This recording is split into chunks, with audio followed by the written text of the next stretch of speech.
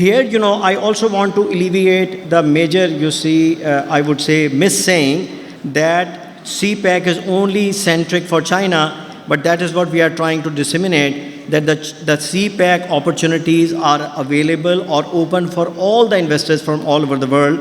And I'm happy to announce that inshallah, middle of next week, we are going to be having international conference also, where majority of the European and the North American ambassadors along with their commercial teams are planning to participate. And the main objective is to disseminate what CPEC is all about, what are the opportunities, where they can have their businesses established. Moving on, in order to really effectively embark onto the phase 2, I took up this opportunity about 3.5 months ago. So we sat down with our team, and first thing we have done, given my background from the corporate sector, we articulated the vision, what we are dreaming to have, and I will very quickly share that with you.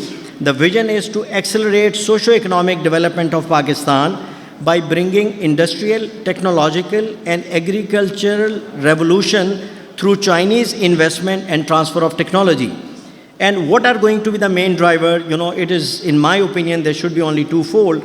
It is going to be focused on export growth kind of opportunities like textile, IT, etc. But although, there are a number of other sectors where we will be focusing, and also the import substitution, and in the area of electronics, automobiles, agriculture, FMCG, pharma, etc. We would like to be promoting the foreign investment and creating local significant employment opportunities. And what is the main slogan? That inshallah we are committed to make Pakistan a manufacturing hub. And that is what the industrialization is all about. And that is where we are very confident and convinced that we will bring industrial revolution in this country.